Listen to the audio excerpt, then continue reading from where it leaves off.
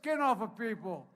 Dogs, their fangs bared, rising on their hind legs. Those images shocked the nation. If Bull Connor had hoped to put a stake in the heart of the civil rights movement, he did the exact opposite. He focused at an inflection point in American history.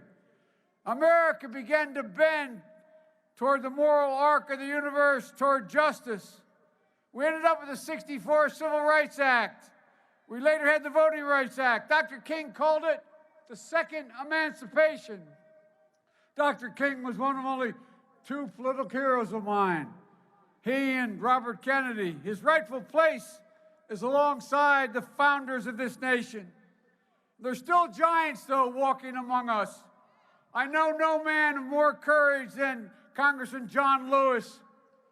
When I see him, I can't but help think, I haven't done enough. We haven't done enough. John Lewis reminds us, we don't celebrate Dr. King just for his dream.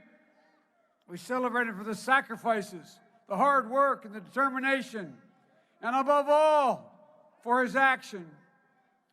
One of the lessons from that moment was the transformative change in our country, as sometimes progress runs fastest when we're at our lowest point. Sometimes those who fan the flames of hate bring forth the next great wave of progress. The Bull Connors of the day don't stand in the streets with fire hoses and dogs.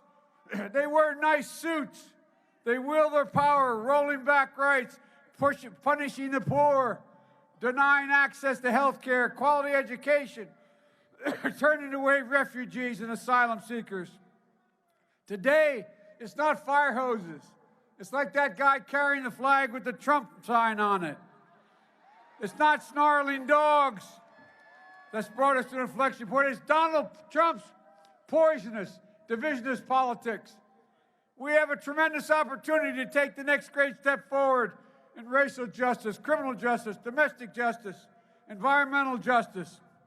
Folks, we have a chance to rip out the systemic roots of racism in this country. To paraphrase Dr. King, we have guided missiles, but we have misguided men leading this nation. So if you don't like what's going on in this country, you only have one thing to do: work. And don't stop working until November the 3rd.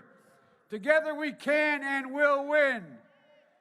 I know what it takes to protect voting rights in this country. I did in the Senate. I know what it takes to pass health care in this country. I did it with Barack, and we need to build on it now.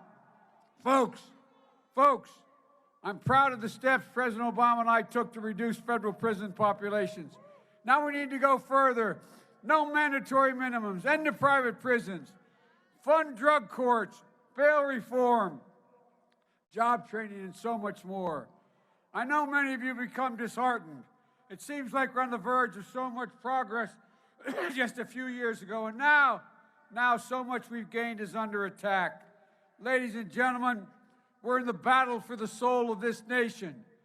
In 2009, I was standing on a platform in January in a city of my city that had been burned to the ground earlier in '68, waiting for a black man to pick me up from Philadelphia and take a train ride to Washington, D.C. to be inaugurated as President and Vice President of the United States of America.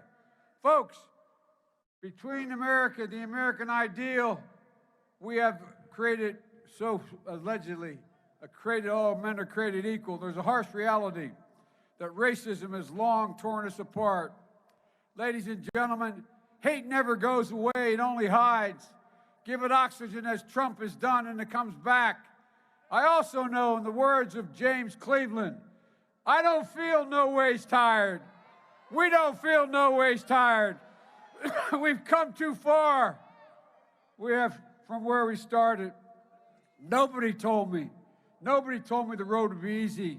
And I don't believe he brought me to this far to stop now. God bless you all, and may God protect our troops. Let's take back this country now.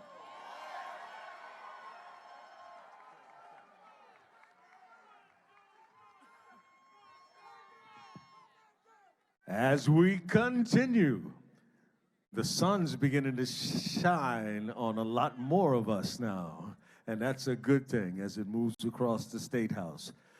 We welcome now to the stage a gentleman that, well, not many of us, probably none of us knew before a couple of years ago or about a year ago, but a gentleman whom almost everyone in South Carolina